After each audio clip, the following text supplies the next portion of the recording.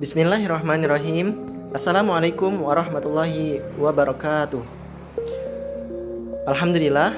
Alhamdulillahirabbil alamin. Assalatu wassalamu ala asrofil anbiya wal mursalin wa ala alihi wa sahbihi ajmain. Amma ba'du. Yang terhormat Ibu Dr. Hajah Jumira Warliza Susi MPD selaku dosen pengampu pada mata kuliah Manajemen Konflik di Program Studi Manajemen Pendidikan Islam semester 5 Institut Agama Islam Negeri Curug. Baiklah, nama saya Dian Bastian dengan nomor induk mahasiswa 18561004. Di sini saya akan memaparkan dari tugas yang telah dikerjakan, yakni pemaparan mengenai contoh konflik yang terjadi di dalam dunia pendidikan. Contoh konflik yang terjadi pada dunia pendidikan, khususnya di lingkungan sekolah adalah salah satunya yakni munculnya geng di lingkungan sekolah. Geng adalah salah satu bagian dari kelompok sosial yang bisa saja tercipta di lingkungan sekolah. Hal tersebut memang hal yang tidak bisa dihindari mengingat manusia merupakan makhluk sosial dan tidak dapat hidup secara individu sendiri. Munculnya geng ini kerap dijumpai pada tingkatan sekolah menengah atas, mengingat siswa-siswinya tengah menginjak usia remaja dan secara psikologis serta kemampuan dalam berpikirnya masih dalam tahap perkembangan, memperluas pergaulan seusianya, dan mencari teman sebaya yang lebih mengerti akan kondisi emosionalnya daripada orang tuanya sendiri. Tentunya munculnya geng di sekolah yang dikenal dengan konotasi negatif sangat tidak diharapkan keberadaannya. Apalagi kebanyakan orang dari geng tersebut seringkali membuat konflik baik itu di lingkungan sekolah maupun di lingkungan sekitarnya. Perilaku yang diperlihatkan oleh para anggota geng remaja lebih banyak condong pada tindakan kriminal yang mengganggu dan sifatnya yang serius.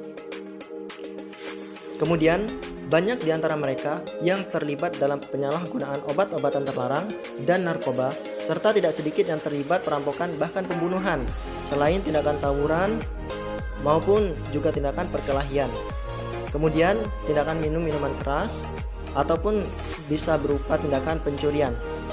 Kemudian agar geng di sekolah tidak tercipta, maka diperlukan perhatian khusus dan perlu diperhatikan penyebab dari munculnya geng di sekolah tersebut.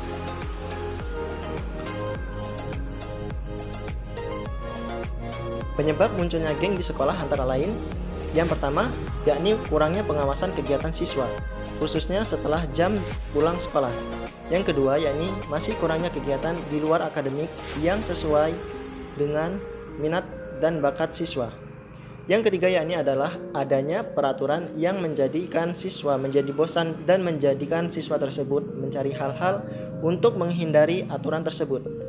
Yang keempat, yakni munculnya faktor dari luar lingkungan pendidikan yang mempengaruhi dengan cara memberikan pengetahuan negatif sehingga mendorong terbentuknya suatu geng di sekolah. Kemudian, siswa masih dalam proses pencarian jati diri sebagai salah satu upaya dalam menunjukkan kekuasaan dan dalam menunjukkan kekuatan dari dirinya. Selanjutnya, berikut adalah solusi untuk menghindari terbentuknya suatu geng di sekolah yang mana tidak diharapkan keberadaannya. Solusi yang pertama yaitu memberikan pendidikan tentang budi pekerti dan pembentukan karakter yang baik. Selama ini sekolah hanya fokus terhadap aspek kognitif saja sehingga hal seperti moralitas terabaikan. Padahal sejatinya pendidikan budi pekerti dan pendidikan karakter sangat diperlukan adanya, mengingat makin maraknya kasus kekerasan yang terjadi pada dunia pendidikan dan terlebih besarnya yakni adalah pada bangsa ini. Kemudian solusi yang kedua yakni berdialog dengan remaja yang memiliki gejala perilaku negatif dalam kelompok geng tersebut. Guru biasanya memberikan hukuman pada siswa seperti itu. Padahal sebenarnya hal itu tidak boleh dilakukan. Hal itu bukan membuat remaja untuk menjadi lebih baik, namun perlakuan seperti itu justru akan membuat remaja semakin terjerumus karena merasa tidak diberi kesempatan dan tidak diberikan perhatian oleh gurunya. Selanjutnya solusi yang ketiga yaitu sekolah menyiapkan kegiatan-kegiatan ekstrakurikuler di luar jam pembelajaran sekolah. Dengan adanya kegiatan ekstrakurikuler, remaja dapat menyalurkan bakat dan kreativitas mereka.